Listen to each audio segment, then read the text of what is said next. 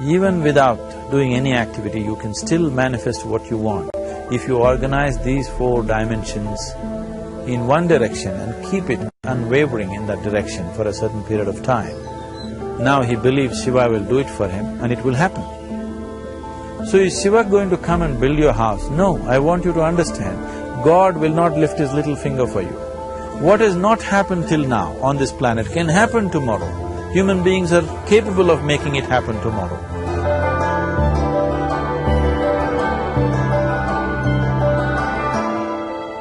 Everything we as human beings have created on this planet was essentially first created in our minds. All that you see, which is human work on this planet, first found expression in the mind, then it got manifested in the outside world. The wonderful things that we have done on this planet and the horrible things that we have done on this planet, both have come from the human mind. So if we are concerned as to what we create in this world, it's extremely important that first of all we learn to create the right things in our mind. How we keep our minds? If we do not have the power to keep our minds the way we want it, what we create in the world is also going to be very accidental and haphazard. So learning to create our minds the way we want is the basis of creating the world the way we want. There is a wonderful story in the yogic lore. On a certain day, a man took a walk. He went for a long walk. Accidentally, unawares, he walked into paradise. Fortunate, isn't he? He just took a walk and he landed up in paradise. After this long walk, he felt little tired. So he thought, oh, I'm tired, I wish I could rest somewhere. He looked around, there was a nice tree, underneath which there was very cushiony grass. So it was inviting. He went and put his head down there and slept. After a few hours he woke up, well rested, and he thought, oh, I'm well rested, but I'm feeling hungry, I wish I had something to eat. And he thought about all the nice things that he ever wanted to eat in his life. And instantly, all those things appeared in front of him. You need to understand, there the service is like that. Hungry people don't ask questions. Food came and he ate. Stomach became full. Then he thought, oh, my stomach is full, I wish I had something to drink. All the nice things that he ever wanted to drink, he thought about it and all of them just appeared in front of him. Drinking people also don't ask questions, so he drank.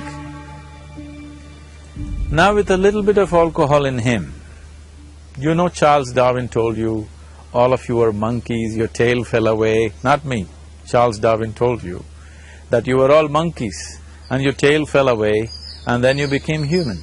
Yes, definitely the tail fell away. But the monkey, in yoga, we always refer to an unestablished mind as markata, which means a monkey. Why we are referring to the mind as a monkey is, what are the qualities of a monkey? One thing about a monkey is, it's unnecessary movement.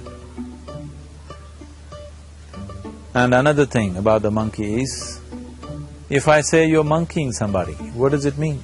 Imitation. Monkey and imitation have become synonymous. So these two essential qualities of a monkey are very much the qualities of an unestablished mind. Unnecessary movement, you don't have to learn it from the monkey, you can teach it to the monkey. And imitation is full-time job of the mind. So when these two qualities are on, a mind is referred to as a monkey. So this monkey became active within him. He just looked around, thought, what the hell is happening here? I asked for food, food came. I asked for drink, drink came. There must be ghosts around here. and ghosts came. Oh, the ghosts have come, they're going to surround me and torture me, he thought. Immediately the ghosts surrounded him and started torturing him. Then he started screaming in pain and said, oh, they're going to kill me, and he died. Just now he said he's a fortunate being. The problem is he was sitting under a kalpa vriksha or a wishing tree. He asked for food, food came. He asked for drink, drink came. He asked for ghosts, ghosts came. He asked for torture, torture came. He asked for death, death happened. Now don't go looking for these kalpa vrikshas in the forest. You can barely find a tree these days. A well-established mind, a mind which is in a state of samyukti, is referred to as a kalpa vriksha. If you organize your mind to a certain level of organization, it in turn organizes the whole system. Your body, your emotion, your energies, everything gets organized in that direction. Once all these four dimensions of you, your physical body, your mind, your emotion and the fundamental life energies are organized in one direction. Once you are like this, anything that you wish happens without even lifting a little finger actually. It would help to assist it with activity, but even without doing any activity, you can still manifest what you want if you organize these four dimensions in one direction and keep it unwavering in that direction for a certain period of time. Right now the problem with your mind is, every moment it is changing its direction. It is like you want to travel somewhere and every 2 steps if you keep changing your direction, the question of you reaching the destination is very remote unless it happens by chance. So, organizing our minds and in turn organizing the whole system and these 4 basic dimensions of who you are right now in one direction, if you do this, you are a kalpavruksha yourself. Anything that you wish will happen. But right now, if you look at your lives, everything that you have wished for till now, if it happens, you have finished. Everything and everybody that you have desired for, if all of that lands up in your house today, could you live with that? Once we're empowered like this, it's very important that our physical action, emotional action, mental action and energy actions are controlled and properly directed. If it is not so, we become destructive, self-destructive. Right now, that is our problem. The technology, which is supposed to make our life beautiful and easy, has become the source of all the problem that we are destroying the very basis of our life, which is the planet. So what should have been a boon, we are making a curse out of it. What has brought incredible levels of comfort and convenience to us in the last 100 years or so has also become a threat to our life simply because we are not conscious action, we are in a compulsive state of action. So organizing our minds fundamentally means moving from a compulsive state of activity to a conscious state of activity. You might have heard of people for whom they asked for something and beyond all expectations it came true for them. Generally this happens to people who are in faith. Now, let's say you want to build a house. If you start thinking, oh, I want to build a house. To build a house I need 50 lakhs, but I have only 50 rupees in my pocket. Not possible, not possible, not possible. The moment you say not possible, you are also saying I don't want it. So on one level you're creating a desire that you want something, on another level you're saying I don't want it. So in this conflict, it may not happen. Someone who has some faith in a god or in a temple or whatever, who is simple-minded. Faith works only for those people who are simple-minded. Thinking people, people who are too much thinking, for them it never works. A childlike person who has a simple faith in his god or his temple or whatever, he goes to the temple and says, Shiva, I want a house. I don't know how, you must make it for me. Now in his mind there are no negative thoughts. Will it happen? Will it not happen? Is it possible? Is it not possible? These things are completely removed by this simple act of faith. Now he believes Shiva will do it for him and it will happen. So is Shiva going to come and build your house? No, I want you to understand, God will not lift his little finger for you.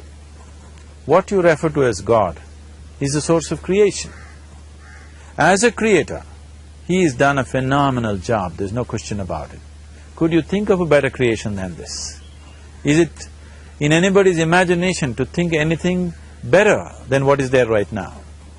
So as a creator, he has done his job wonderfully well.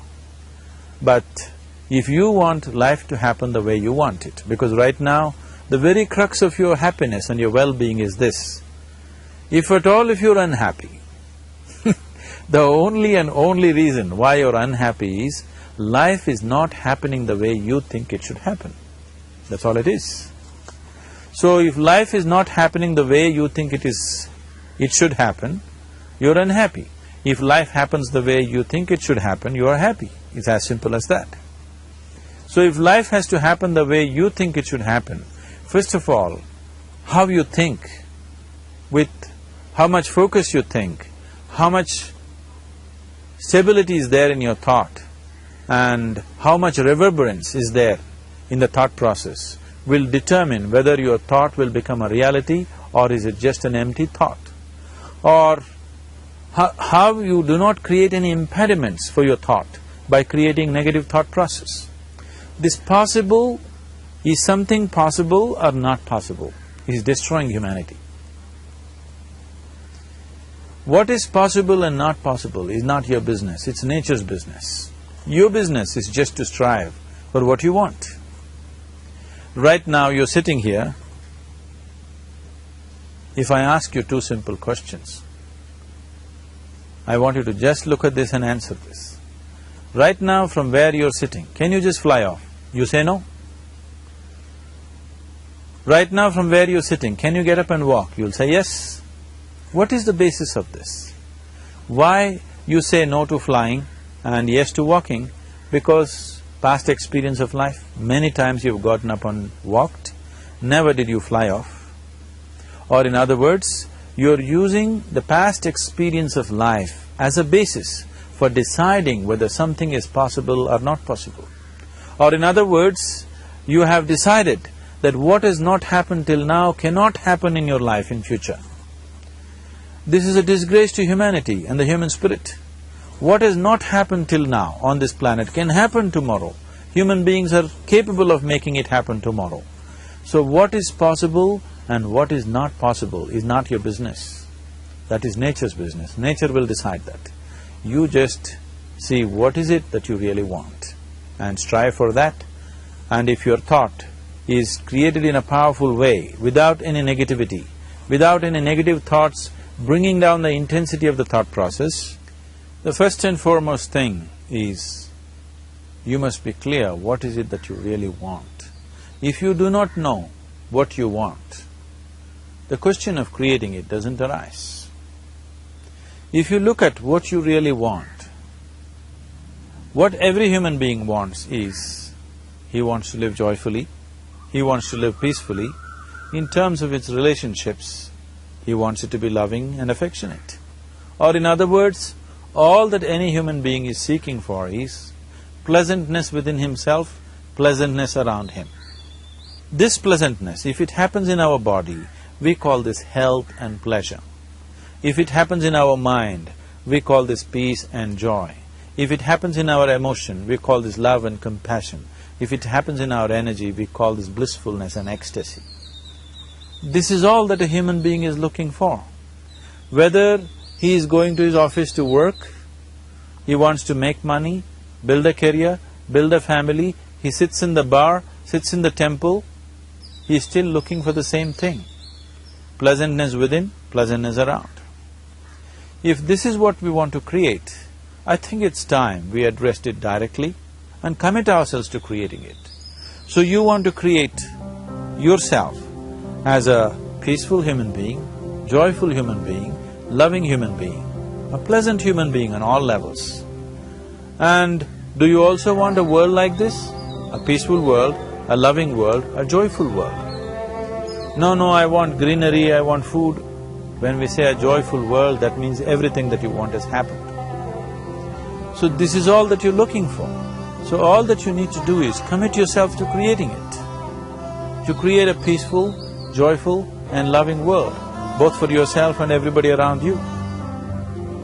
Every day in the morning, if you start your day with this simple thought in your mind, that today, wherever I go, I will create a peaceful, loving and joyful world. If you fall down 100 times in the day, what does it matter? For a committed man, there is no such thing as failure. If you fall down 100 times, 100 lessons to be learned. If you commit yourself like this to creating what you really care for, now your mind gets organized. Once your mind gets organized, the way you think is the way you feel, your emotion will get organized. Once your thought and emotion is organized, your energies will get organized in the same direction. Once your thought, emotion and energies are organized, your very body will get organized. Once all these four are organized in one direction, your ability to create and manifest what you want is phenomenal. You are the creator in many ways. That which is the source of creation is functioning within you every moment of your life. It is just that, have you kept access to that dimension or not? Organizing the four basic elements of your life will give you that access. There are tools and technologies to do this. The whole science of yoga, the whole technology that we refer to as yoga is just about this, transforming yourself from being just a piece of creation to become a creator.